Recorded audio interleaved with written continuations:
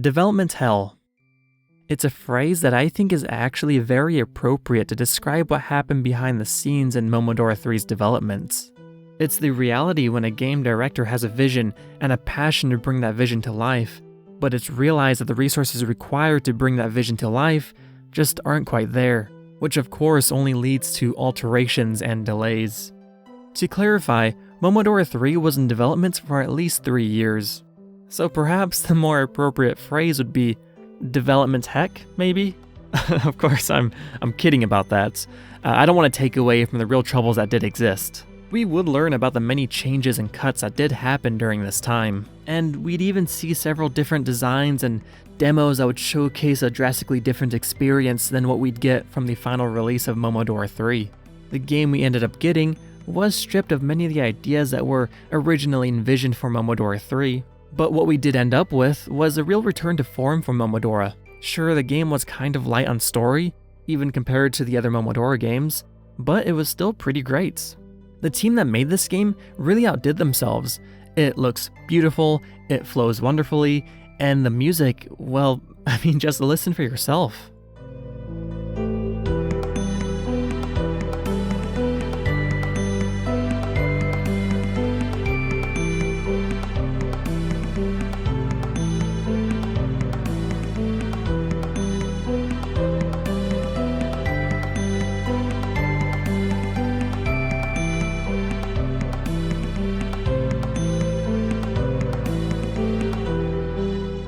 So for today's video, I want to guide you through everything I know about Momodora 3, from its development struggles, to its pre-release demo, and then capping it all off by exploring the final release of Momodora 3.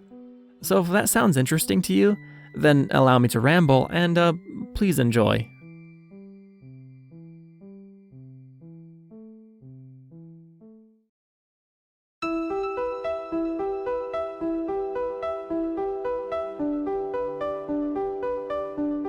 So the truth is, every Momodora game up to this point didn't really have a flawless development. RDN, the lead director of the Momodora series, has said just as much. We already know that Momodora 1 was the product of many cancelled projects, eventually becoming a spiritual remake of Moonchild, which was another game that was scrapped due to its highly ambitious goals that were ultimately out of RDN's reach. Momodora 2's development was much more secretive in comparison to Momodora 1, but from what I can piece together from several statements RDN has made, it seems clear that Momodora 2 was originally conceptualized as a game called Caramel. Caramel was meant to relate to Momodora 1 in some way, and would have even used Momo as its protagonist. That game was of course cancelled, and instead Momo would have to wait to make her debut in Momodora 2, which ended up replacing Caramel. But these development troubles seem relatively minor compared to what would happen with Momodora 3.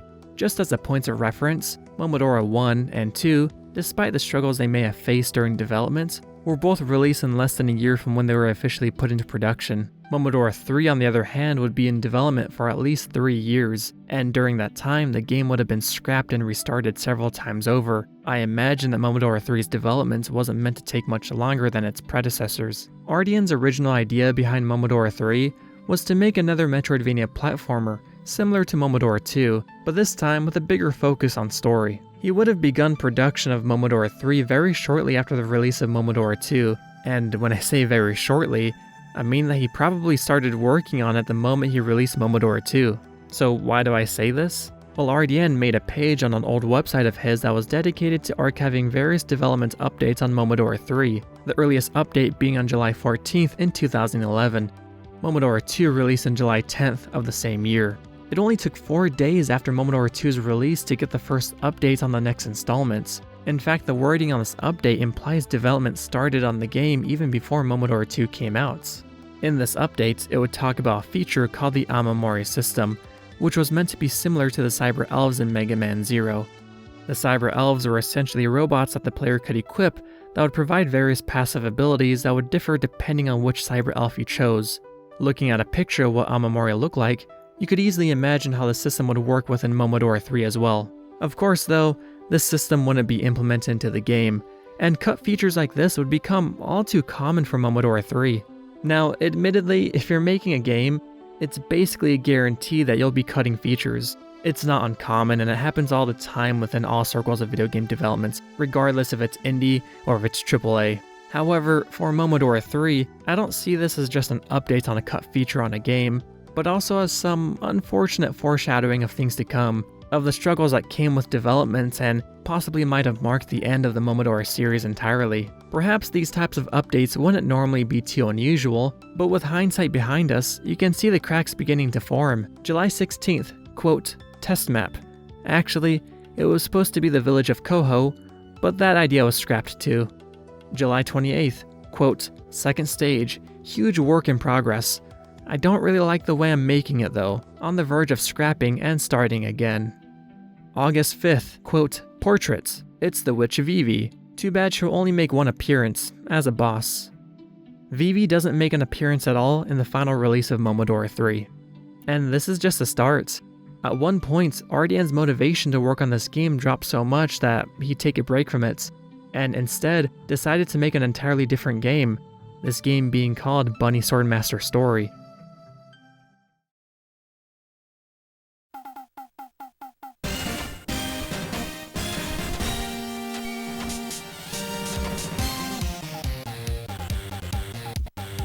Bunny Swordmaster Story was something he decided to make after being inspired by the Nintendo DS game Retro Game Challenge, only giving himself a 1-week deadline as a way to test himself, to see if he can make anything decent in only 7 days.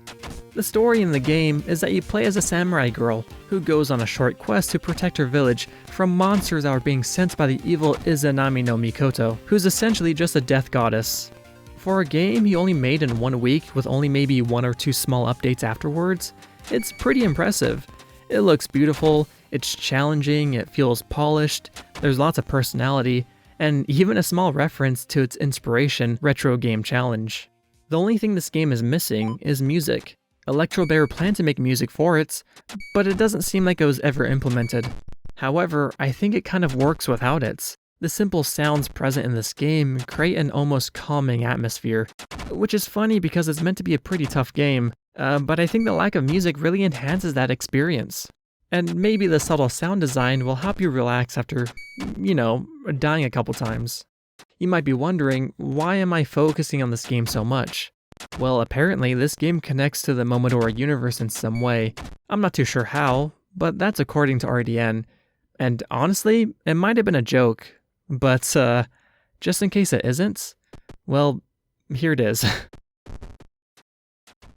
After completing his work on Bunny Swordmaster Story, he'd take the rest of the month off, and by the end of it, he'd be ready to pick up Momodora 3 once again. Despite taking the break he needed to get back to work on the game, the same issues that existed prior seemed to persist. One common thing we'd see on the devlog is the numerous times he'd remake assets that have already been finished. He would redraw character portraits, rewrite the plots, and remake entire character sprites as well. I took a moment to compile some of the remade or cut sprites for some of the characters, and you can see that there are quite a few different versions.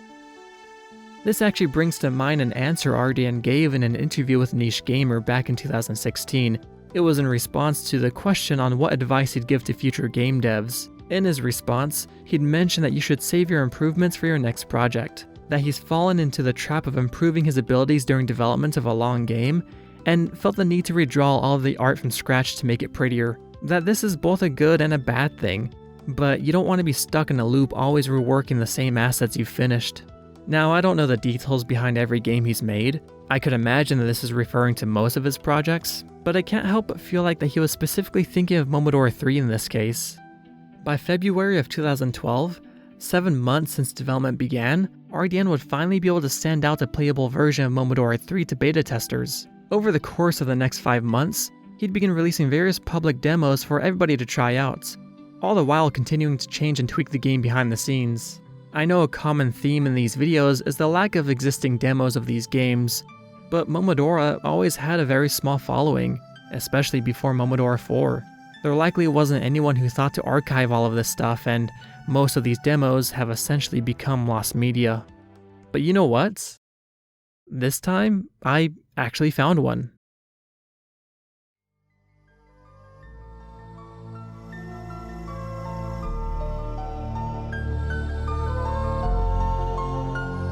And here it is, one of the demos for Momodora 3 version 008.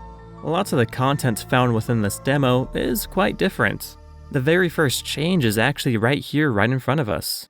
The title screen logo is completely different in the final build. The font is changed and the shell in the background would be removed. It also ditches the mysterious text up here. That's actually the Kohonese language, and each symbol actually corresponds with an English letter. So once you figure out a couple words, it's pretty easy to decipher. And luckily that's already happened. In this case, the text simply translates to Momodora 3.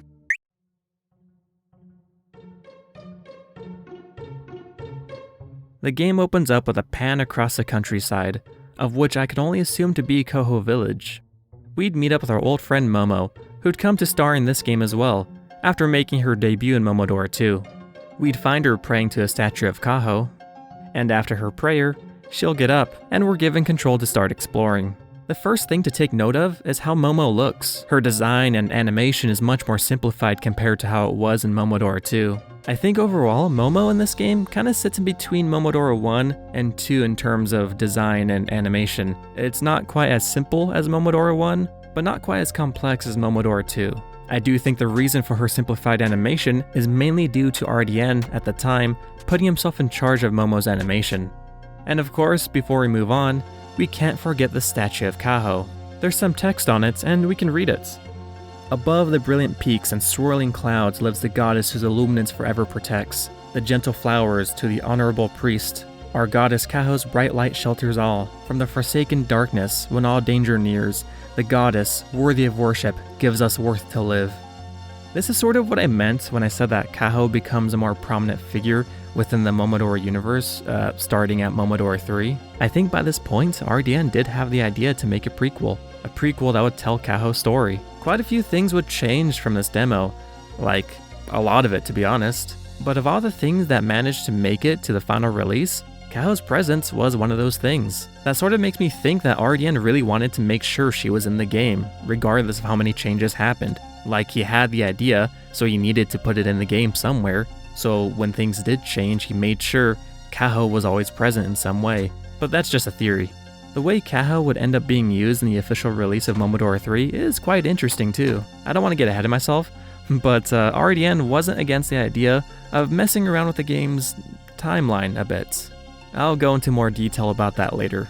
One of the first things we'll find is this chest, which of course contains a love letter. As I said before, the original idea for this game was to make another Metroidvania just like Momodora 2, so love letters have returned, and just like in Momodora 2, they would increase your health. Afterwards, we'll venture into Ishlith Shrine. This is actually one of the few locations where we can hear a unique music track, one that wouldn't make it into the official release of the game. Anyway, here in Ishlith Shrine, we'll actually find these statues that depict what the Ishlith people look like. These people are actually kind of important to the Momodora universe, and have played a part in basically every Momodora game, even as far back as Momodora 1. I'll go into more detail about that later, but for now, we'll put that aside.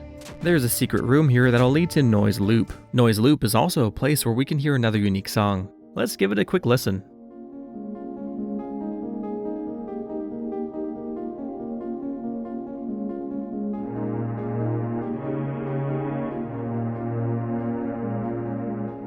Despite these songs being cut out, you can actually still listen to these through the official Momodora 3 soundtrack. They'd be included as extras, along with some other songs that didn't quite make the cut.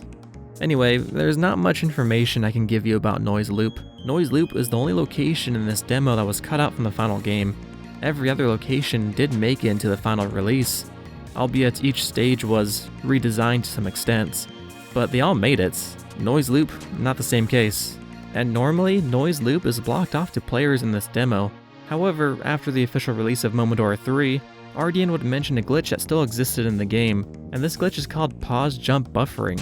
Pause jump buffering isn't unique to Momodora, it seems to exist in plenty of other games, and to be honest, I'm not exactly sure how it works, but I know how to do it, and that's all that matters right now.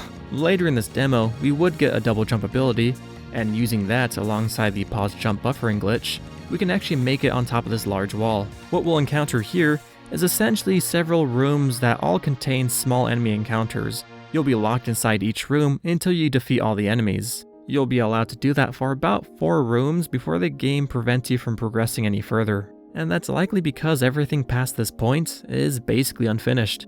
It's more rooms that contain no enemies, but there is an ending to it, and at the ending, you would find a chest with a love letter, and then you'll be sent back to the beginning. I guess that's the loop part of a noise loop, because it's just one big circle. And then you leave, I guess. There's not really much else to say about this place. That's pretty much it. We can continue through Ishlith's shrine, and we'll run into Vivi. She teleports into the room, and is upset that Momo is trespassing to places where she isn't invited, explaining that the shrine is sacred, that it should never be violated no matter what. And then she tells Momo that if she values her life, she'll leave right now. Of course, we're not going to do that, so we'll fight Vivi instead. I should mention that there is a small story to this game. It's not much, but it's still something.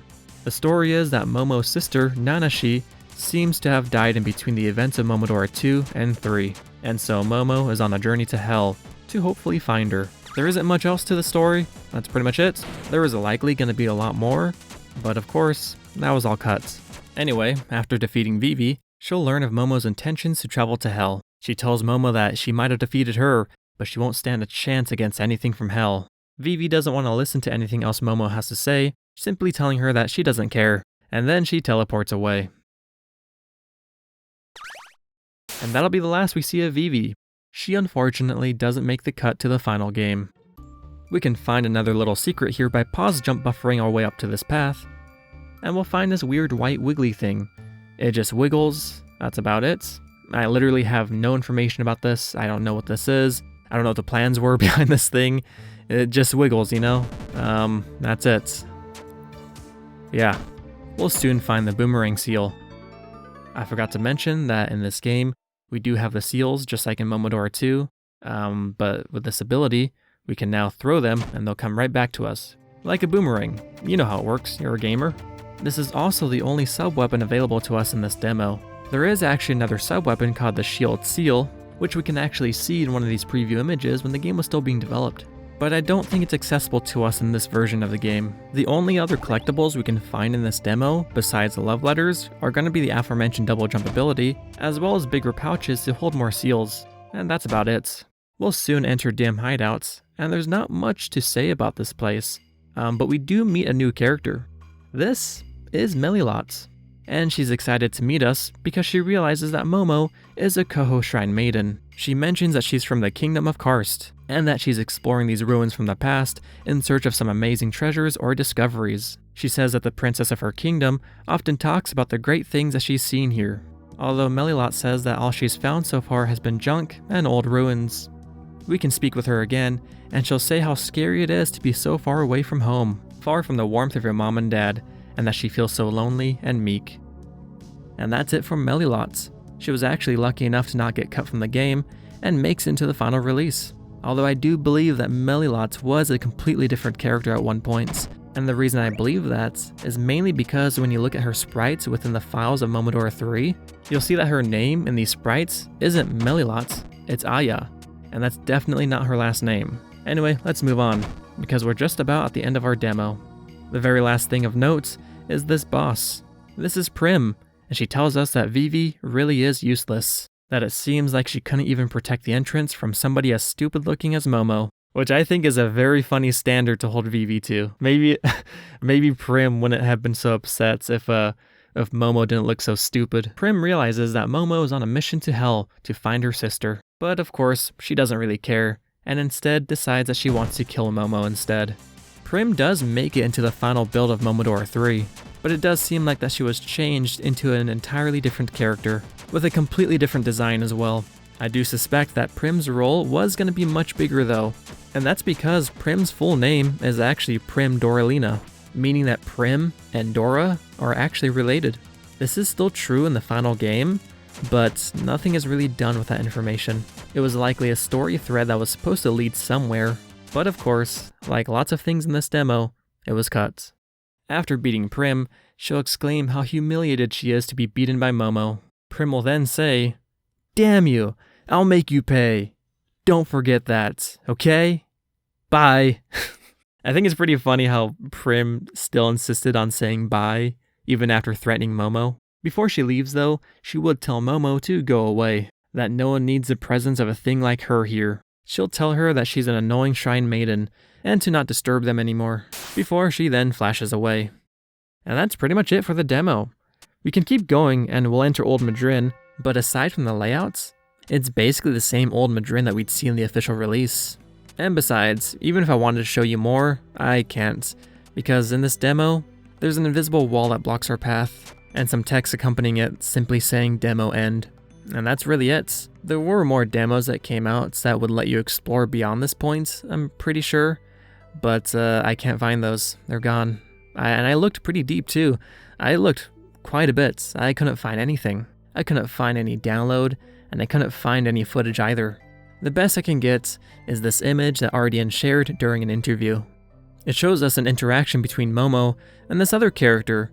Apparently this character's name is Xiao Tan. Her dialogue was actually archived on the Momodora wiki, so we can actually see what she was saying. And by the sounds of it, I think I would have really loved this character. But, as I said, I couldn't find any more demos for this game, and I tried to dig as deep as I could. I've seen the end of the Google search results, and it's not pretty. It's pretty spooky there. But I did find something else. Something that I think is really, really interesting.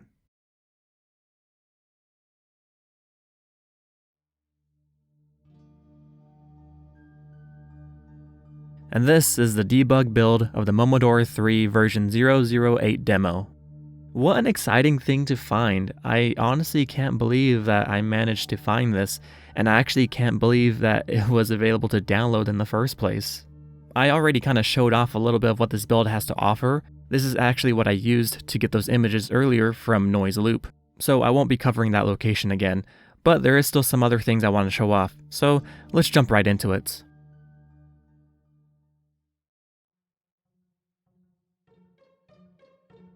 Now, of course, the most exciting thing about this build is that we can go through walls.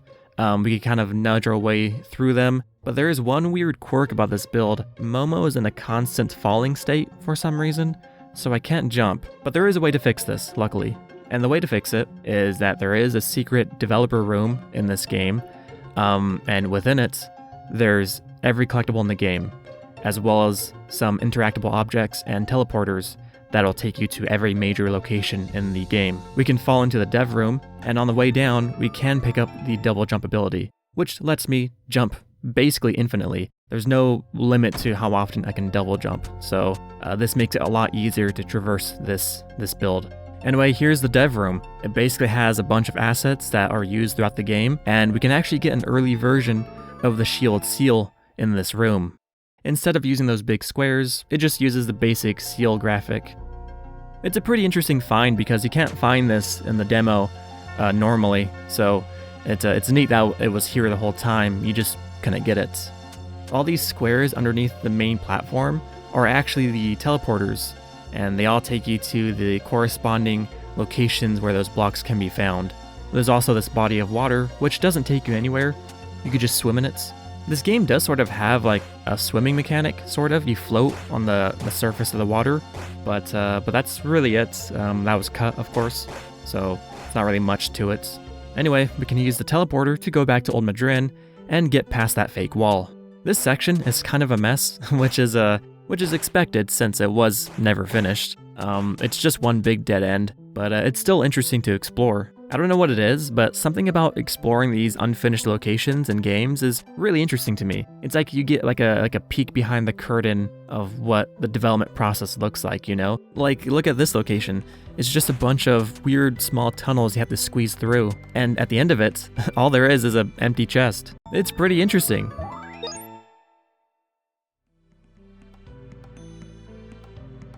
But of course, as great as this empty chest is, this isn't why we're here.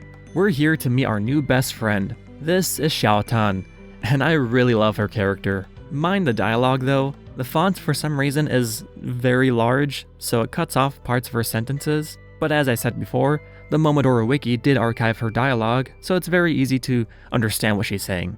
Anyway, when we first meet her, she's immediately very suspicious of Momo, telling her not to get any closer. Momo's response is pretty funny because she just stares at her with this really stupid looking smile on her face. It's also interesting to think about how Momo was going to have dialogue, at least that's what this portrait would imply. But of course that was cut, so this is the only portrait that exists of her. at least as far as I can find. Xiao says that she thinks Momo is a witch, and that she's simply just acting cute as a way to deceive her. So she challenges Momo to a fight. Xiao has no attacks. This fight isn't unfinished. This is how the fight is supposed to go. What is unfinished though, are Xiao's character portraits. You might have noticed that her portraits don't seem to match what she's saying. And as we can see in this image that I showed off earlier, seems like there was portraits made for her, but I don't think they existed in this demo yet. I really do love this portrait though, that Ardian drew for Xiao Tan. It's so funny looking. Anyway, in this fight, you just gotta hit her once, and she immediately surrenders and backs off. Her sprite also changes, and it just looks so funny. She shouts at Momo and says, "I can't take all this violence anymore," before realizing that Momo is not her enemy. She says, "So you came from that tiny village, Koho? That's better, I guess." She introduces herself to Momo and says that she's from the eastern country Macon, and apparently Macon is also the place where Mai is from. You know, that character we met back in Momodora 2. Or at least that's what it says on the wiki. I don't know where this information comes from, so I can't confirm it for myself. And besides, this whole interaction was cut, so Macon was never referred to in the final release of Momodora 3, so the plans of what Macon was supposed to be could have changed. Anyway, for this demo at least, it seems like Xiao, just like Mai, was sent to this shrine to do, well, she's not too sure. Although, with Momo's presence, she assumes that everything must be okay. Momo informs her that she's on a mission to hell to save her sister. Xiao tells her that sounds exciting, and says, "Good luck, I think you'll need it. See you, I hope." Xiao is the best character, I swear. Anyway, that's really it for Xiao, and as I said before, all the paths beyond this point just lead to dead ends. Anyway, let's move on to the next location that I want to show off. This next area, I think, is only accessible via the developer room. I don't think there's a way to legitimately get here through normal means. Here, we can meet Peishi, a big fish god. Unfortunately, there doesn't seem to be a transcript for what he's saying, so we'll have to work with what we got here, and that means that some words will be cut off. I'll read what he says, but you could probably guess what words are being cut off, so if you try hard enough, you could probably figure it out. Anyway, he says, "Oh, a human girl? I'm surprised to see. Not many have the ability to reach this in the sky. You were the first one since that girl who, of nowhere, hundreds of years ago. Actually, you remind me of her. I'm Paishi, a god of the sea and rivers. I will gladly grant a share of my power. I feel you have done great deeds, Shrine Maiden Momo. Your soul is that of great purity and kindness. As such, there is no reason for me not magic to you." Momo will then receive Paishi's blessing, meaning that she can now dive deep into lakes and water areas. Unfortunately, we can't really test this because I don't think there's a way to leave this area once we enter. We're kind of stuck here. Anyways, he continues and says, "I hope this power will help you endure the pain this land has seen in the past, destroyed all the life that once flourished." I don't think that's a typo. I think it's meant to be a pun since he's a fish god, and water flows. So instead of saying flourished, he says, flourished. Pretty funny. He then says, "The humans who lived here and built closer to the gods, the numerous other animals, even my people, they are all gone. All that is left are these ruins, mementos. You are just a sapling as of now. Your choices will set the path for you too. Please do not repeat the tragedy that's upon this land." And that's all Paishi will tell us. Paishi did manage to make the cut into the final game, and he's still a fish god, but he never speaks to you, and instead, he serves as the end-level boss of Old Madrin. And that's really all I can find in here. It was cool to see the Xiao Tan interaction in motion, and learning about this whole fish god bit was pretty interesting too. I don't think I've ever heard of this version of Paishi before, so discovering this for myself was a real treat. My biggest takeaway though, is definitely them cutting Xiao. She's such a silly character, and I'm really sad that she never got another chance to be in the Momodora series. But I guess it wasn't meant to be.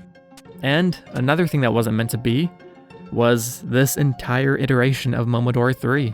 So pretty much everything I just showed you, from the demo to the debug, forget all of that. Because only after a couple more updated demos of this iteration of Momodora 3, Ardian would have scrapped this entire version of Momodora 3 and would have restarted the game all over again.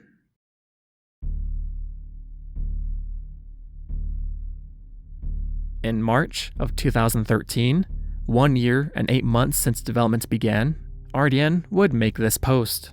Started a lot of things from scratch. It's different from the previous Momo 3 versions. There are 2 playable characters now, more bosses, and more linear gameplay. This might have been the last major reset in the game's development before RDN and the team realized what this game needed to be. It's unfortunate that so many features had to be cut so the game could actually be finished, but after such a long development time, I can understand. Even though there's no real deadline to release these games, RDN probably didn't want to spend the rest of his life trying to release Momodora 3, hammering away at all of his ideas that he just couldn't quite make work. You might be wondering if cancellation was ever seriously considered, or rather a permanent cancellation. And besides one tweet from one of the people on the team joking about the fact that the game has been cancelled so many times, I couldn't really find any official statement on if the game was ever seriously considered to be cancelled permanently. But I do suspect that it might have been on the table at some points. Let me explain why. Fast forward to July, 2 years since the game began development. At the time, RDN was trying to polish up the graphics for Momodora 3, but has admitted that he's really bad at animation. So he'd reach out on Twitter to ask for help. That's when he'd find Hernan Zhao, also known as Hamu. If you're a Momodora fan like me, then you should know that Hamu did a lot more than just program and animate for Momodora 3, because as it turns out, he might be one of the most vital contributors to the Momodora series. RDN has never elaborated on this point, but he once tweeted this. The tweet says, "After Momo 3 was finished, there were no serious plans to make another game so soon. It was because Hamu made a prototype on his own that caught my interest to make a sequel. He is also the person who saved 3's developments." I wish we knew more details about this, but some of that wording is quite strong, and it sounds like Hamu was extremely important to Momodora at this time. Never mind the fact that Hamu was apparently the lifeline that Momodora 3 needed to be released, but he was also the reason why Momodora 4 began development. Now, obviously, judging by the wording RDN used in this tweet, Momodora 4 likely was going to happen even without Hamu's prototype. But I do wonder, would it have been the same game? Would it have been the game that exploded in popularity and put this series on so many people's radar? Would it have been the game that Sakurai included in his Game Essence YouTube series? Would it have been the same game where RDN found himself playing it alongside Hidetaka Miyazaki, the creator of Dark Souls, Bloodborne, and Elden Ring? And on a more personal level, would it have been my favorite in the Momodora series? Would I have even noticed it or gave it a chance in the first place? What about you? But I guess a question like that is impossible to answer. Maybe I'm being a bit dramatic though, because at the end of the day, it was all a team effort. Without Hamu, Momodora 3 wouldn't have been the same. But the same applies to the rest of the team. RDN, Electrobear, PKBT, Thurns. Missing only one person from this team would have changed a lot. And personally, I'm very happy with what we got as a result. The updates on Momodora 3's development beyond this point aren't available to us. The archive of this blog only goes so far, but the next major updates I could track down for Momodora 3 wouldn't come until much later. Let's fast forward a couple months. It is now March 2014, 2 years and 8 months since development began. Momodora 3 is officially submitted to the Steam Greenlight platform. Along with the Steam Greenlight submission, we'd also get our first trailer for Momodora 3, and we'd finally get a glimpse of what this game had become after nearly 3 years of development.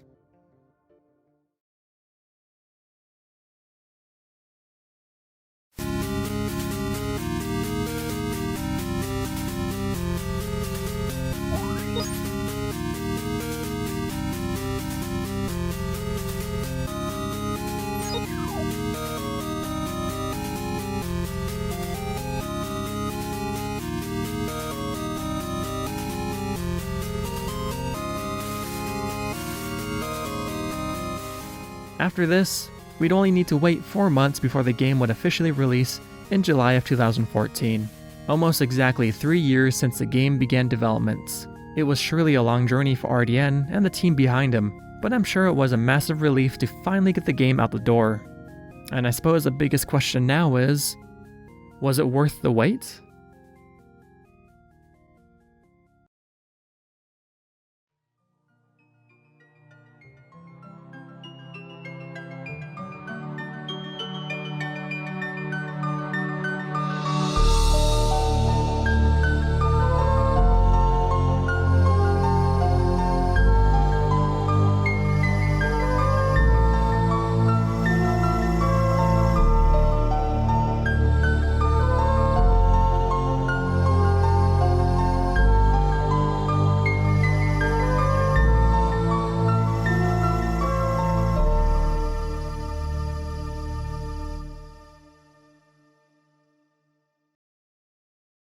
Okay, so wasn't that opening amazing?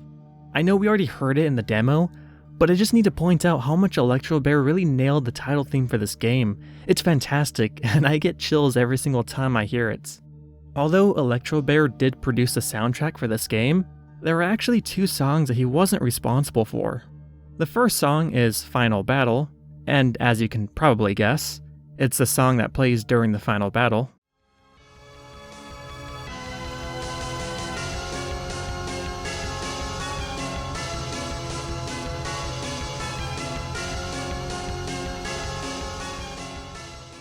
The next one is Melilot's theme. It's short, sweet, and it's pretty cute.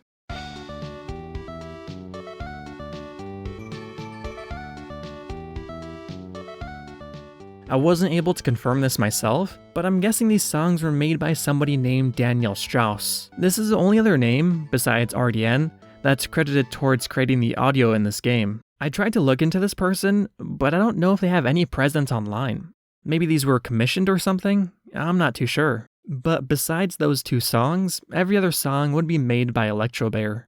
Anyway, before we start, we actually have a very important choice to make first, and that's choosing who we're gonna play as, because both Momo and Dora return as playable characters in this game. Momodora 3 also has a manual, and within it, we'll finally learn a little bit more about these characters, because throughout all these games, they've only been silent protagonists. They never really had any concrete personality given to them outside of what we can infer through their actions. The character bios would also tell us how old they are. At the time of when this game takes place, Momo would be 18 years old, and Dora is actually 20. You honestly would have never been able to guess that through these sprites. Anyway, these bios don't only tell us about their characters, but they also provide some context for what our heroes have been up to since Momodora 2. Momo's bio reads as follows: 2 years have passed since the end of Momodora 2, and now Momo is a senior priestess. She is one of the main playable characters. Momo is sometimes clumsy, but that never stopped her determination to help those in need. Nowadays, she mostly spends time with her older sister, helping new priestesses in their initiation pilgrimages. She still wears fang ornaments on her hair, a gift from her deceased father. As for Dora, her bio says, a very grumpy and angsty girl, spends a good amount of time with Momo whenever the 2 of them have free time. Dora has lost her mother to local cultural sacrifices, which she doesn't believe in. Therefore, she works her religious duties purely by peer pressure. Although not a person of many friends, she always finds support from Momo's family.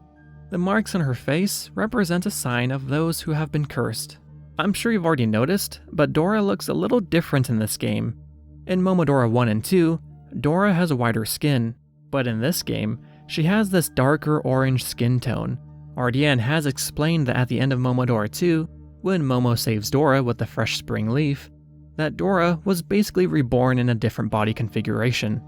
That's why her skin changed color, and why she gets those marks on her face. Apparently more marks cover other parts of her body, but that's never shown in any artwork or sprites. This is also where I can finally explain why New Game Plus on Momodora 2 was the only canonical playthrough of that game, and why that playthrough being in the fall season was important. As stated by RDN, Dora's birthday is on July 20th. However, due to the events of Momodora 2's ending, where Dora is reborn, her birthday would be changed to the day that game takes place, in the season of autumn of November 11th, which is also RDN's real birthday and favorite season. That might have been kind of an underwhelming answer for the mystery I left back in my last video, but I couldn't really explain that without spoiling the game, so there you go. So the manual also gives us the story of this game. There isn't much at all, but there is something at least. As stated by the manual, the game revolves around sudden weird apparitions at the village of Koho. The people of the village send 2 priestesses, Momo and Dora, to investigate the matter. And that's pretty much it. Admittedly, it isn't that much difference from previous stories within the Momodora series, but aside from a couple NPCs who chat with you, that's pretty much all we're gonna get in the story departments. But don't worry, there's still plenty enough to theorize about. Before we start, I do want to point out that they do such a nice job showcasing some of Momo and Dora's personality through the character selection screen. Something as simple as their run cycles are quite different. Momo has a more subtle and delicate movement to her, whereas Dora has a much more aggressive stride in her run cycle.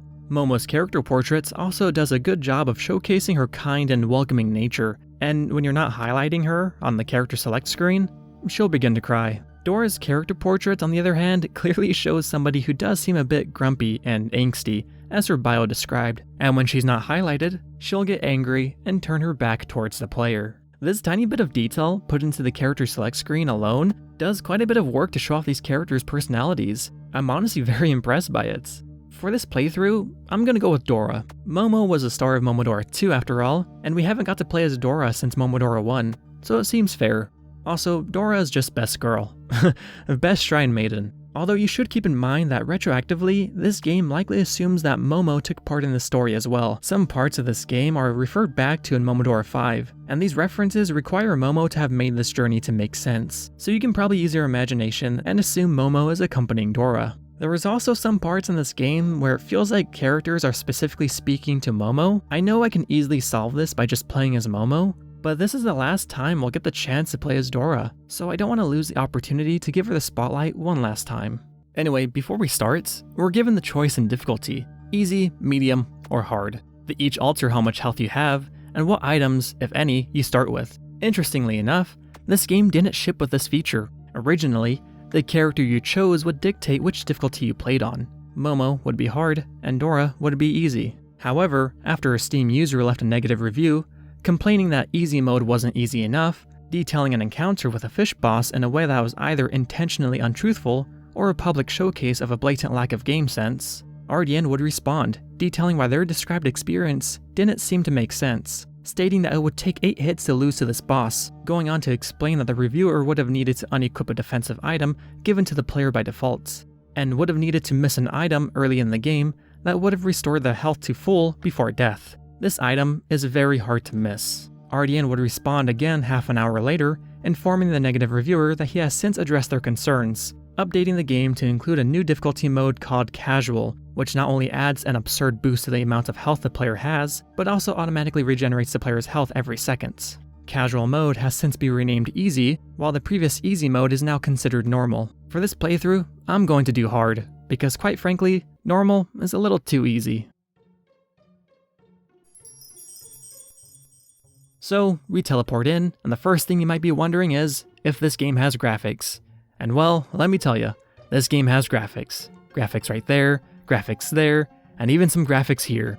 This game looks absolutely beautiful in my opinion. I like to move towards a more bright, higher contrast art style. I think it really fits for this game, considering this entry went back to the original arcade style level structure. It is kind of unfortunate though, because it does seem like RDN has a bigger interest in developing Metroidvania games. I will say though, I'm so impressed by how good RDN is at this style. It may not be his first choice of genre, but I think at the time it was where he was at his best. That being said, I do think Momodora 4 proved that he was more than capable of great level design, even in the Metroidvania formats. As for gameplay, Dora's standard weapon is of course the iconic maple leaf, and we've also retained our coho seals from Momodora 2. This game was also the one that would introduce money for the first time. That's what these little pink bits are. We'll be able to use these to buy stuff later, and we'll actually see these show up again in Momodora 4 as well. Another thing we'd see again in Momodora 4 is this spider. I don't know what the story is behind this spider, but starting here, we'd see this spider show up in every Momodora game moving forward. He seems nice though, so I don't think we need to kill him. We can pick up the item underneath him and get the fairy bottle. Collectibles have returned from Momodora 3, but this time they also act as active or passive items, along with brief descriptions that would sometimes give us a bit of lore, which I think is pretty great. I did miss the collectibles from Momodora 1, so I'm happy to see them come back for Momodora 3. The fairy bottle heals us when our health is low, and its description, a fairy in a bottle.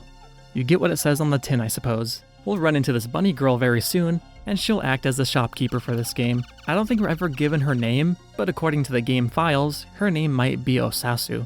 I know it's hard to tell, but she's not really a bunny girl, but a girl in a bunny costume. So I guess she sort of is a bunny girl, but you know, lowercase bunny girl. This is also the first time the dialogue text will have sound. You know, those little beeps and boops that played when the dialogue is being written. Funnily enough, RDN has been aware of the idea of adding these sounds, and someone even asked about potentially adding those sounds to Momodora 2 at the time of that game's release. But he refused to do so because, quote, "I also don't like those noisy sounds for dialogue." Luckily, RDN would have realized that only good games have these sounds, so he started adding them. Anyway, the only item she'll sell us is a summoned stone, which creates a ghost copy of Dora that'll act as our helper. It's pretty overpowered and costs nothing, so I'm not going to use it for this playthrough.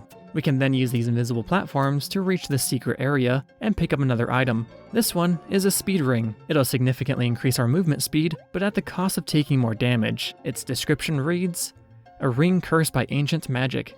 The lethargic monk, a sluggish man, created this ring to ease his travels." After going down this elevator, we'll meet another character. This is Mariel, a self-proclaimed friend of all living beings, and she thinks Dora looks like a nice person, so she guesses that they could be friends. She then laughs. She learns from Dora that Coho Village is being attacked by spirits from hell, to which she gives this oddly casual response to, "That sounds like a tough situation. I hope you guys manage to deal with that." Talking with her again, we'll reveal that Mariel is on a quest of her own, a quest to save her siblings. They were taken away from her and sent to a cursed place. But she has faith in herself and knows that she'll be able to bring them back home. Talking to her once more will leave us with this comment: "Appearances is not essence. Do not be fooled." One fun fact RDN shared about this character is that their outfit design was inspired by the general style of dresses from the Toho series. We'll find this doorway to an Ishlith shrine, but the door seems to be blocked off, so we'll have to find another way in. We'll instead drop into this pit, and to the right, we'll actually find another friendly face we can chat with. And upon simply speaking with her, she'll be super excited to meet someone like Dora from Coho Village. She'd introduce herself as Melilot, an intern from the Merry Go History Institute, and that she's been enjoying her time here. Speaking with her again, we'll reveal that she's actually from the Kingdom of Karst, and that it has a history of royal family members fleeing to these lands. She goes on to tell us that just a couple years ago, their princess was around here, obviously referring to Eri from Momodora 2. Another little fun fact is that the Momodora 3 manual would tell us that Melilot's last name is actually Krantz. Her bio also mentions that she's the younger sister of Melko Krantz from Momodora 2. Her bio goes on to say that she works at the Department of Science of Karst City and travels a lot to do research, has a bit of myopia, but wears glasses mostly because she thinks it adds to her cuteness. She's been having a hard time finding anything in the land of Coho. The feel of anxiety and homesickness also prevents her from focusing on her academical duties. In any case, Melilot has done a lot of progress in learning the Cohonese language, since she's from a different land. We can talk to Melilot once more, and she'll tell us that she's just so excited to be here, that it's thrilling for a simple girl like her to be able to travel this far from her country, and even meet someone with different social values from her. That's all Melilot will tell us for now. She's a pretty fun character. She's probably my favorite NPC in this whole game. Anyway, there's also a door behind her, but we can't go through it until we find the key for it. The key for the door is actually in the shrine that we saw earlier, so let's head towards it and grab it. Once inside the shrine, we'll find another character, but she seems to be sleeping, so we'll just pick up this key and leave without waking her. I'm sure we'll be able to do that with no problems. Upon picking up the fish key, she'll be startled awake, and we'll have our first boss fight in the game. This is Prim, the guardian of the shrine. And yes, this is the same Prim that we met back in the demo, but this time, she doesn't even bother speaking with us before attacking. As I said during my playthrough of the demo, Prim's background is the same. Her full name is Prim Doralina, and she's a distant relative of Dora. RDN has stated that she has a backstory, but it's never explained anywhere in the game. He had mentioned that Prim has been stuck inside the body of a child for hundreds of years now. More specifically, 400 years, which seems too coincidental since Momodora 4 took place 400 years prior to the events of this game. He would have actually made this reply only a couple months after Momodora 4's release. So it makes me wonder if there's something in that game that connects Prim to it. Regardless, family or not, Dora needs this key, and she's willing to kill to get it. Luckily, she's only a distant relative. But if you really don't want to kill her, then I guess you could use the pause buffer glitch to reach this exit early and just leave the fight. So now you can pretend that Dora and Prim just played a game of hopscotch or something, I don't know. We have the fish key in possession, which means we can open that door we saw behind Melilot's. But before we go, I do want to give some context to the Ishlith people. It turns out that these Ishlith shrines were built a really long time ago. Like, possibly thousands of years ago, the Ishlith people were apparently very advanced. One example of this are the guns we found back in Momodora 1. Those were apparently Ishlith technology. Another interesting fact about the Ishlith people is that their religious beliefs were the foundation of the religions that currently exist within Coho and Karst Kingdom. However, as I stated before, both religions hold very little similarities nowadays. RDN has also stated that Karst Kingdom is much more advanced than anything we've seen from Coho. Koho is described as a more traditional civilization, heavily relying on fishing and farming as a means of survival. One way we can infer this is through Melilot's presence. She's here on a scientific expedition, a luxury that Koho may not be privileged enough to invest time or resources in. That sort of thing may only exist within Karst Kingdom. All this information does make me wonder if perhaps the Karst Gatling that we found back in Momodora 1 originated from the Ishlith people. I had previously stated that Karst might have produced that weapon, but maybe the name Karst comes from the Ishlith people. Perhaps Karst Kingdom got its name from technology that was already developed by the Ishlith people. I kind of believe that this is more likely the case. So to put it bluntly, I fucked up. I assumed that the Karst Gatling was developed by the Karst people, when that may not be the case. Oopsies. Sorry about that. Anyway, let's move on and head through this door.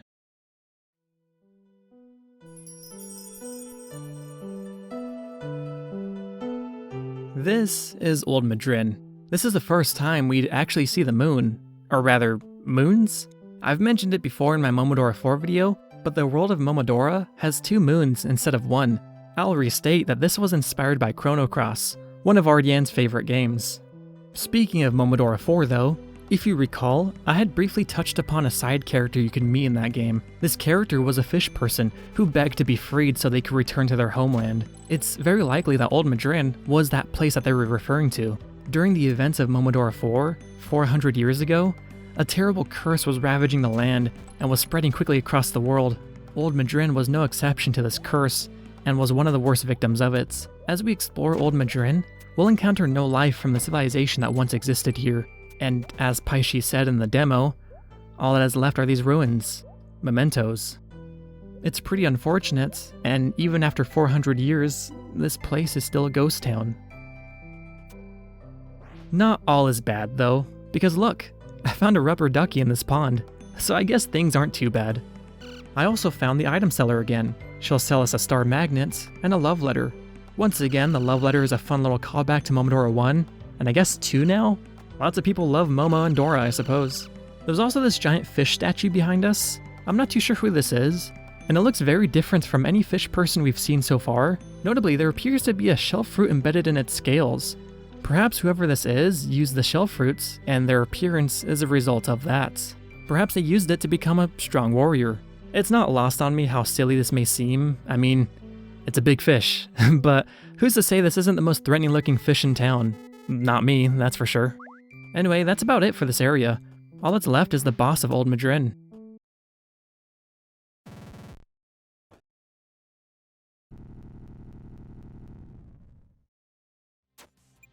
This is Fish God Paishi. His appearance has changed since the demo version, and as I said, he's been repurposed as the end-level boss. He's easily the hardest boss in this entire game. His bubbles may as well be homing missiles, and the rocks that he knocks down from the ceiling come down so quickly, you'd have to have the reflexes of an F1 driver to even have the chance to dodge them. With enough determination and a little bit of luck, I managed to defeat him somehow. And that's pretty much it. And in case you're curious, this text here says, God Fish Paishi allows no intruders. That's all there is to Old Madrin. I'm kind of sad we're leaving this place because I think it's my favorite location in the whole game, but the whole video can't be just me standing around here, so let's move on.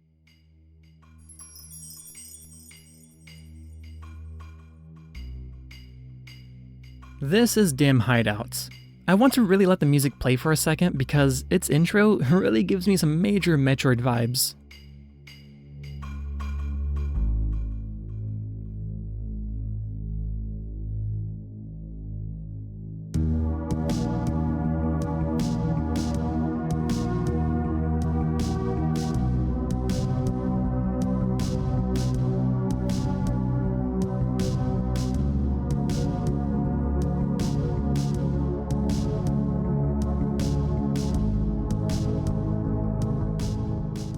There isn't much I could say about Dim Hideouts. There's not really much information about it, but I think I can speculate just a little bit. As the name implies, it's a hideout for some group of people, and I feel like I want to connect this to Libella Dim somehow.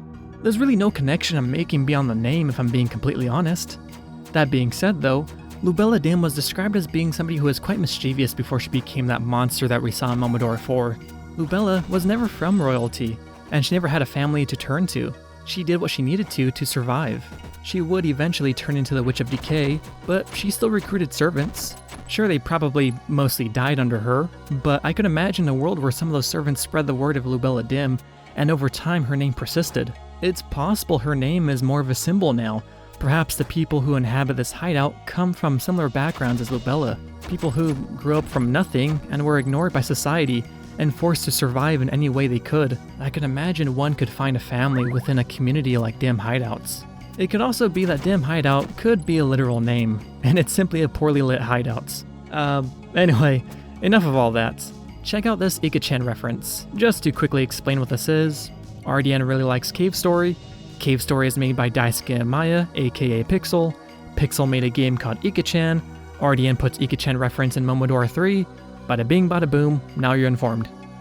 We'll run into the item seller once again, and this time, she'll be able to sell us a special ceremonial fabric. It'll boost our attack when we're low on health. There's also some lore attached to it, and it'll tell us that it's a simple fabric used by Kohonese priestesses in their monthly rituals. Now we're on our way to the boss area, but before that, check out this weird enemy.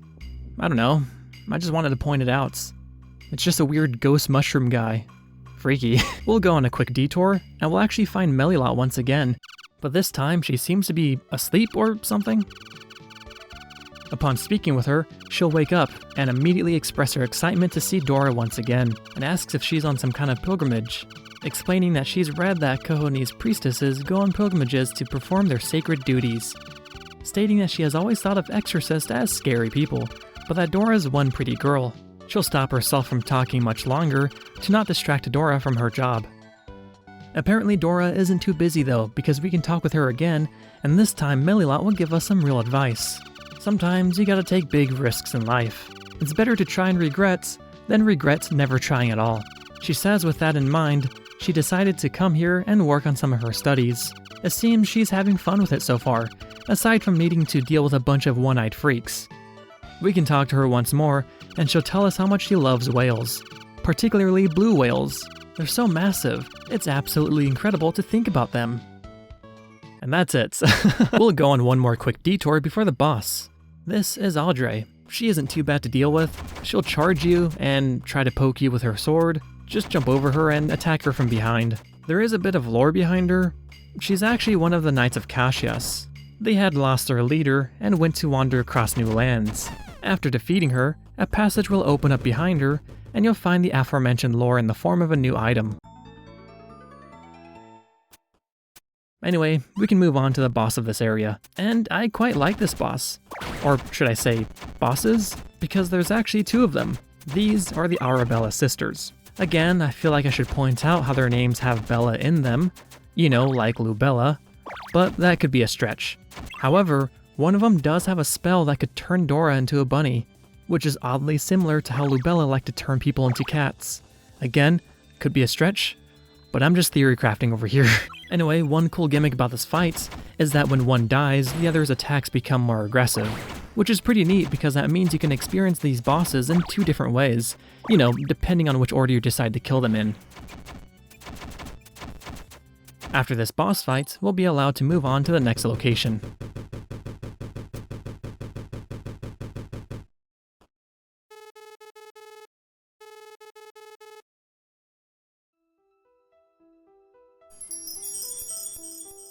Do you remember this place? I mentioned it way back in my Momodora 4 video. This is the Bell Tower Garden. This centipede person is likely the centipede queen. I kinda like the detail that the statue isn't high above the ground, it's sort of hidden away in this grassy pits, which makes sense to me because I'd assume that's where centipedes would prefer to be. We'd also meet Muriel again. She'll warn us about the Ladybug Princess, and that she's a strong warrior who guards the garden's bell. Apparently, she took over after the Centipede Queen died. But then she'll imply that she doesn't know for sure what happened exactly. Regardless, she'll tell us that we don't want to get in her way.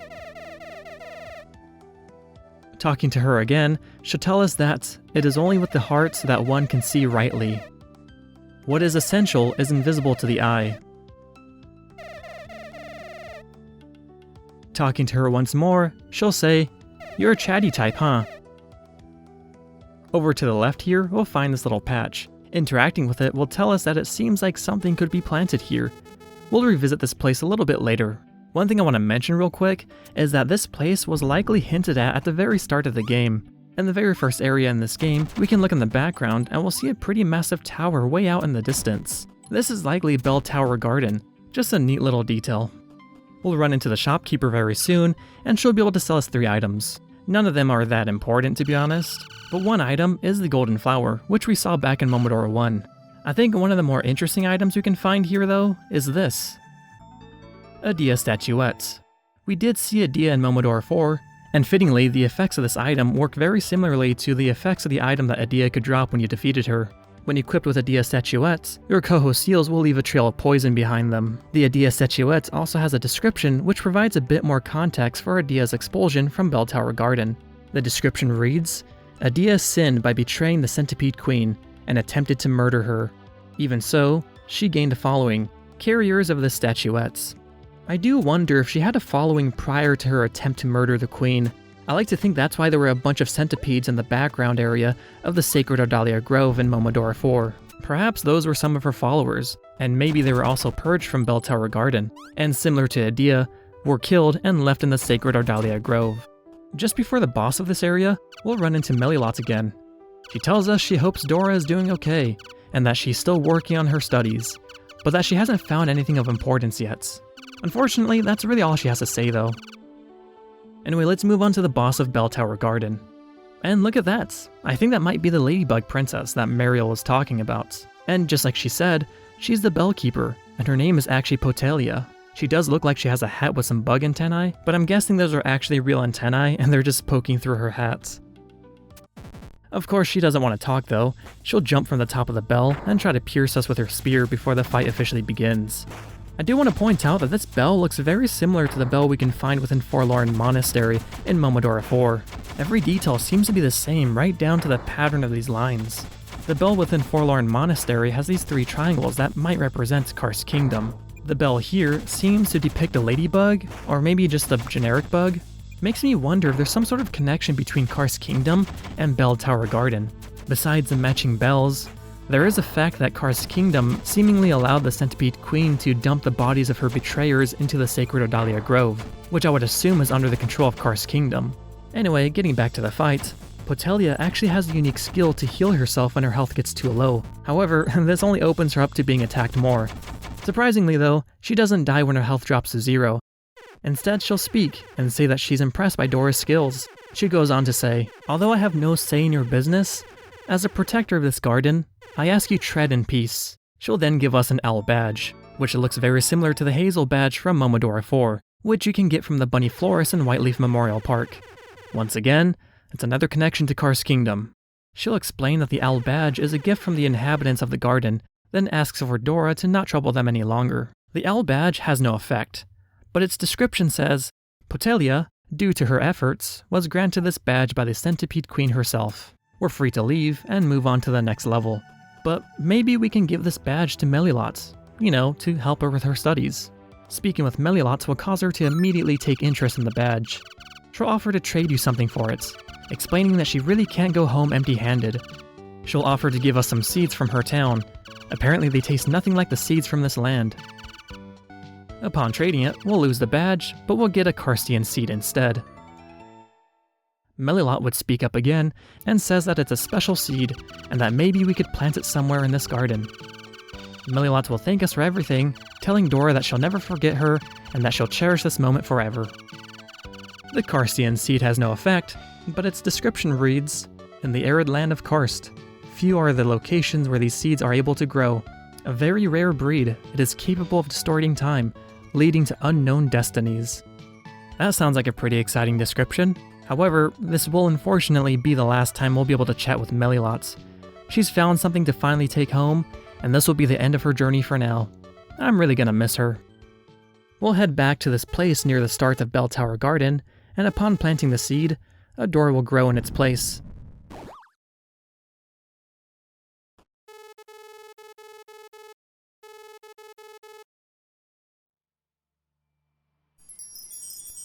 On the other side, we'd find ourselves somewhere Or rather, sometime. Stupid joke. More importantly though, we'll meet Kaho.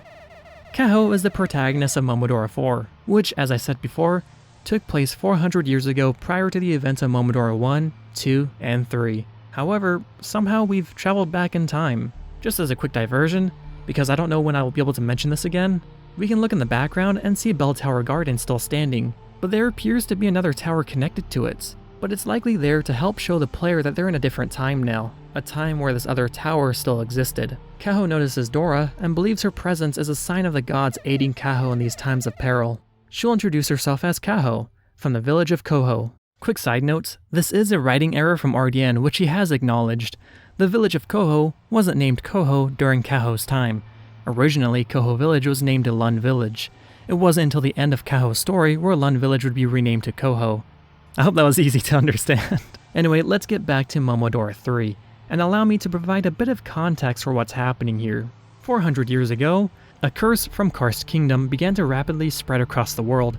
Many spirits and monsters from the underworld began invading the surface, and many were killed as a result. This is actually the earliest point in the timeline we get to see within the Momodora universe, and we catch Kaho in the middle of the chaos as it begins to invade her land. At the time, Lun Village was meant to be protected by the 4 Shrine Maidens. However, 3 unfortunately perished in battle, which leaves Kaho as the last surviving priestess. She stands as the last line of defense for her people, and in this moment, she's severely outmatched by one particularly powerful creature. She says that she's merely a priestess, helpless to face anything like this, and she begs Dora to please help her save her people.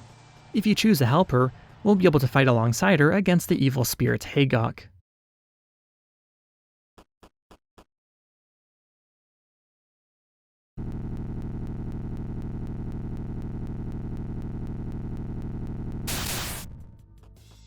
Kaho will stand back firing arrows, while it's up to you to deal the bulk of the damage. Hagok isn't particularly difficult, but his attacks are unique in that they seem to excel when you're keeping your distance. Some of these attacks can be really tough to dodge if you're standing too far away, and sometimes they're really hard to see coming. However, standing too close to him is just as dangerous, as he has an attack that'll knock you out in one hit. And at this difficulty, it really doesn't matter how much health you have. Even on normal difficulty, at full health, even with defensive items equipped, it'll still kill you in one hit.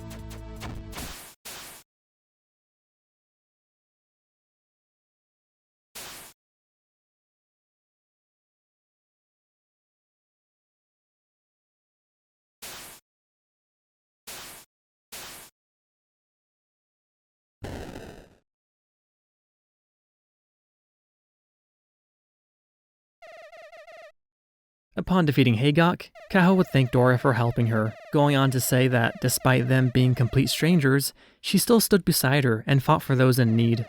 However, Kaho would then go on to speak about her doubts of her religion, suspecting that it was the cause of all this chaos to begin with, even going as far as to doubt the existence of their gods, horrified by the possibility that she may be a heretic for simply having these thoughts. She'd tell Dora to go home, that there was no happiness to be found in these lands. She'd give Dora a gift, as thanks for helping her, the gift being a slice of shell fruit. If you're curious about the rest of Kaho's story, well, I've already extensively covered that in my retrospective on Momodora 4. Momodora 4 is also the entry point for most players, so it's a good place to start if you want to jump into the games. Anyway, that's it for this place. Now we can head back to Bell Tower Garden. Oh, and before we continue, let's take a look at that shell fruit. When equipped, it'll power up our magic leaf, giving it this cool little effect and extending its range quite significantly. The description of the shell fruit says the following: the legendary fruit, said to be the cause of flourishment in the land of Koho. Its mysterious power is able to create anything, even life. And that's it for the Bell Tower Garden. It's unfortunate we never got to meet any centipede people, but I suppose that makes sense since they're all dead. But I do imagine that it was planned at one point. Within the files of Momodora 3, we can find an image of a centipede girl by the name of Cindy. Cindypede. Stupid. We can also find these other 2 centipedes. One of which appears to be Cindy, but I want to guess that this particular sprite would have been used for the ending credits flashback scenes. This other centipede I think is meant to be a statue or something, and I say that simply because her color palette seems to match with the other stone objects within this file. Anyway, that's pretty much it. Let's move on to the next area.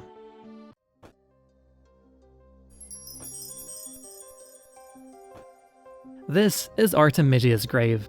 I think I know who Artemisia is, but I don't want to go into detail about that just yet. It'll have to wait until I cover Momodora 5. So for now, I just want to move on. Instead, let's talk about this. Here's a friendly Bachman, a relatively rare sighting within the Momodora universe. In fact, I think this is only one of 2 that we'd ever meet in the entirety of the series. He says that Dora looks pathetically dull. His words aren't too friendly, I suppose. Despite saying that Dora looks too poor to buy the junk he has to offer, he'll still let us browse his inventory. The only thing available to us, though, is this fairy bottle. We already found one of these early in the game, but it's only a one-time use item. So if you've already used it, then you could buy another one from here if you want. This next thing I want to highlight is kind of exciting, actually. I had previously mentioned that a painting from Momodora 4 was in reference to this statue.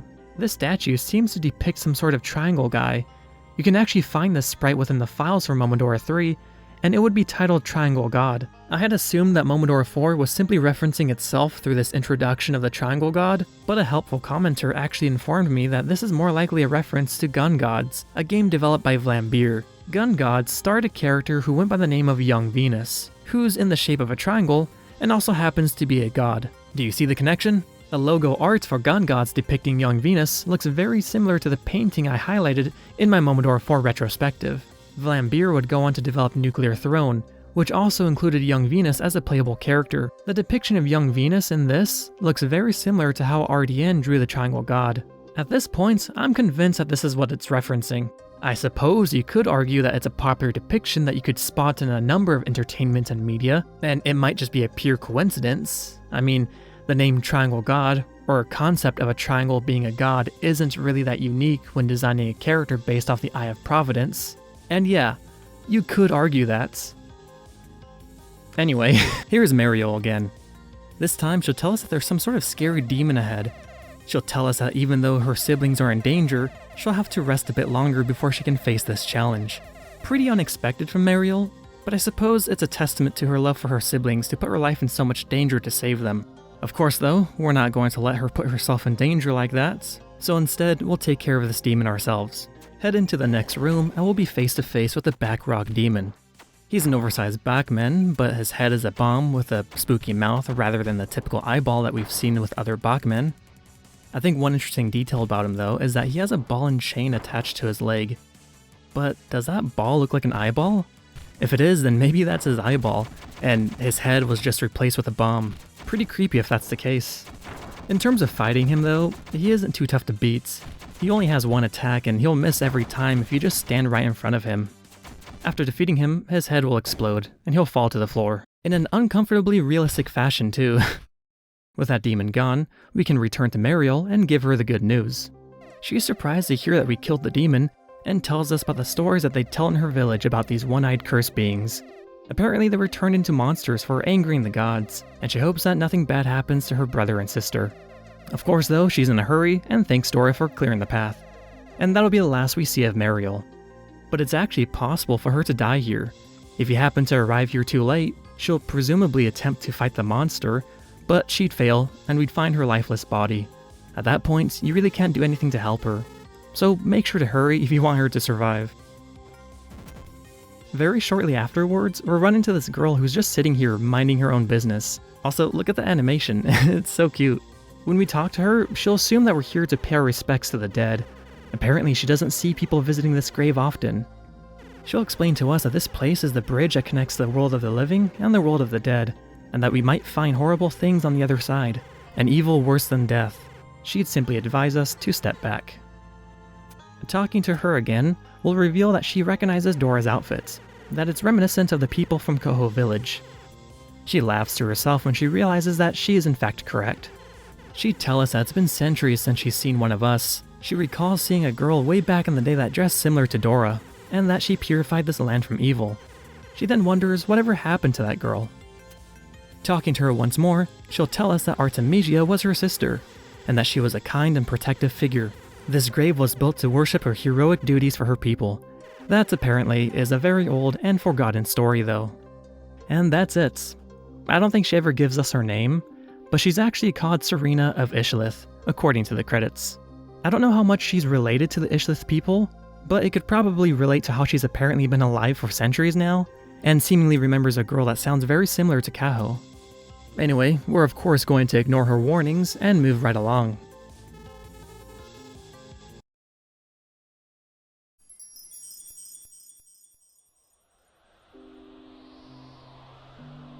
Welcome to Hell.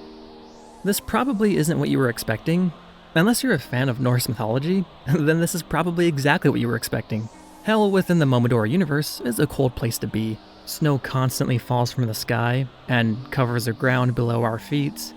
Despite that though, the giant blinding light that breaks through the clouds above manages to somehow feel more overbearing than the snow that surrounds us. The music of course does a phenomenal job at exemplifying this icy feeling. You can even hear the wind acting as a foundation to the gentle piano that plays in the background. In terms of what we can find here, there isn't much. There's a sign that's a reference to La Mulana. When you type mantra onto your keyboard, you're rewarded with some money. We can also meet Cassius down here, which is kind of funny, but he's just a mini-boss, and he dies pretty easily. That might explain why he died in the first place. So with that in mind, I want to take this opportunity to talk about this game's musician, Electrobear. This wouldn't be the last game he'd work on with RDN, but it would be the last Momodora game he'd have involvement in. Within a Reddit AMA with the Momodora team, we'd learned that Electrobear took a break from making video game music after the release of Momodora 3. He'd end up getting back in touch with RDN and the rest of the gang through the magic of Discord, a little bit after the release of Momodora 4. Although this recollection is true, it doesn't tell the complete story of what Electrobear had went through at the time. We can get a more clear understanding of these events from a few tweets Electrobear had made in response to someone. Although I can't see what Electrobear was responding to, I can only assume that this other person might have expressed a lack of confidence in their own musical ability. Electrobear's response would show a great deal of empathy, opening up about a personal experience where he felt his music wasn't quite good enough either. The tweets read as follow. I used to have massive imposter syndrome when I first started making music for games. I'd compare myself to the greats of old, and they were infinitely better in every way. Eventually, I felt that I couldn't produce good music anymore, and ended up dropping out of working on Momo 4. I played a demo of the game with the music from the guy who replaced me, pre-NK, and it was good. So much cleaner and better than anything I'd made, is what I thought. So I felt massively inadequate, and ended up ghosting everyone, barely even making music anymore. Eventually the game comes out. NK's the composer now. He did a wonderful soundtrack that was pretty much everything RDN wanted at the time, and everything I couldn't do. It took me months to even be okay with playing the game. Then I joined Momo Discord, and actually met NK. And here was this guy, the personification of all my failures and inadequacies in my head, telling me how awesome the Momo 3 OST is. Soon after that, I got asked to work on the Virgo soundtrack out of nowhere. I guess what I was trying to say here is that I got so trapped in my own head that I almost stopped making music. I couldn't see how good I really was. I feel like I've been reborn since then, and even if I don't know much, if I make good music, none of that matters. So I hope you realize that you are better than you think, and it's okay to feel a tiny bit less intimidated. Electrobear would go on to co-produce a video game soundtrack alongside NK for the game Minoria, and as he already said, he'd be asked by Nana Moon, the lead developer, concept artist, writer, and game designer for Moonana Games, to join their team to produce a soundtrack for Nana Moon's upcoming game, Virgo vs. the Zodiac.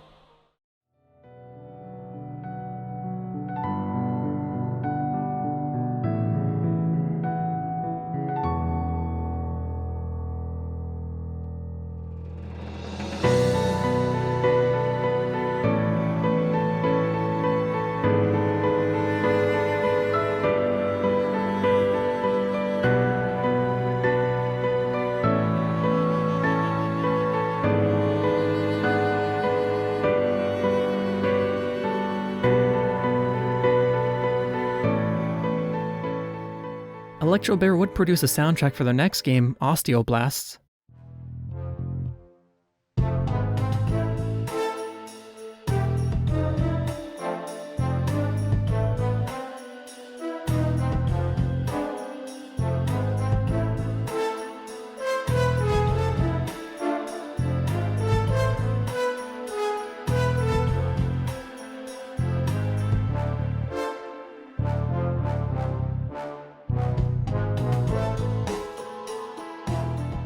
and with their latest release, Keylocker, he'd once again be put in charge of its soundtrack.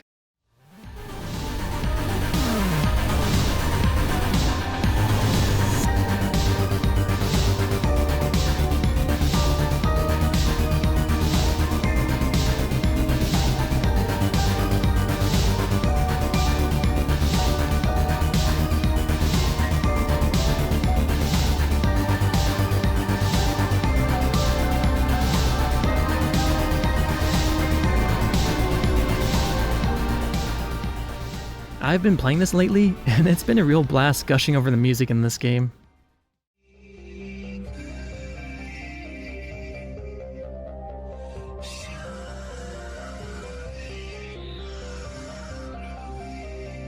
Is this Electro Bear singing?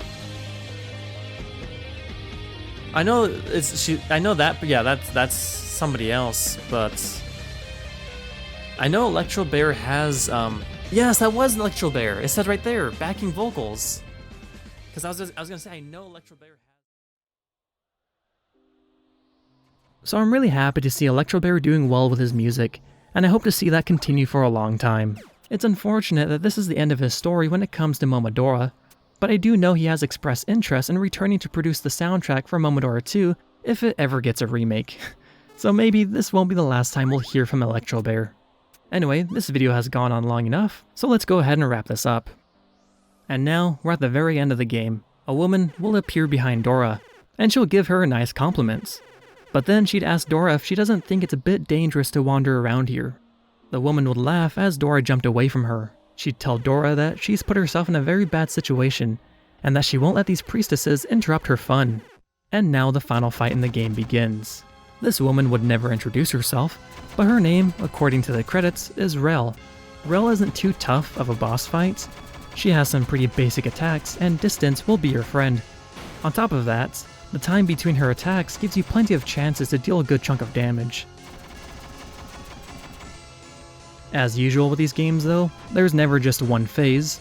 She'll enter her second phase where she becomes a lot more aggressive, but simultaneously suffers from much more damage.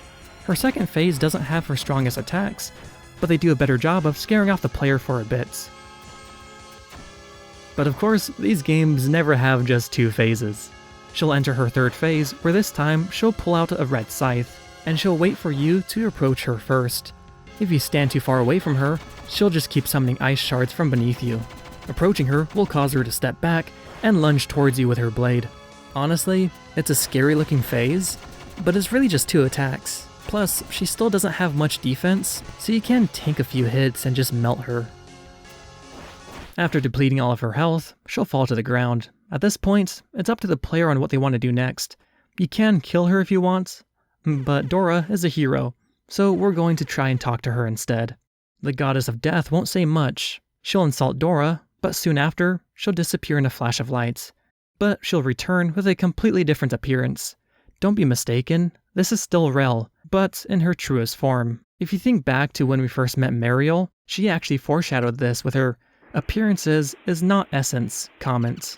Rel in this state seems very confused about what's going on. She tells us that it seems like we beat the previous death, and then she would ask us if she was an evil person. But Dora wouldn't respond. She'd understand, simply saying that she can feel that she's done a lot of mischief. She'd tell Dora that she did well in purifying her, and tells us not to worry, that from now on she's going to take care of whatever trouble she has caused to us humans. She'll then send us back home.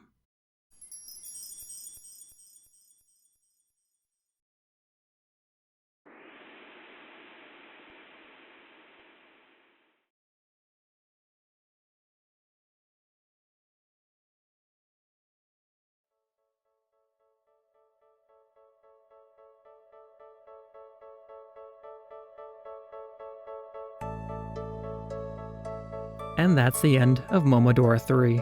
A surprisingly less tragic game when it comes to the story. This time, our priestess heroes just save the day and go home.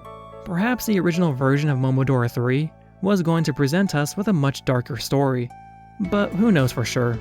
I do think there was quite a bit of lore that we did get from this game though, especially with Old Madrin and the introduction to the Ishlith people and Serena.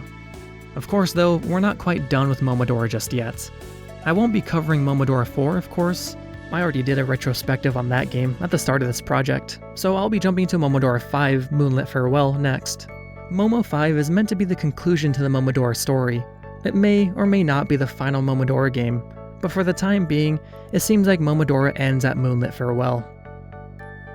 I'm pretty sad I'm almost done with this project of mine, to be honest. I've spent so much time with these games to make these videos, it's gonna be weird to not need to write anything or make videos about them anymore. It's gonna be kind of weird to kind of be done with it all. But it's not quite over yet. I still have one more to go, and I'm excited to share that with everybody. So until then, take care, guys.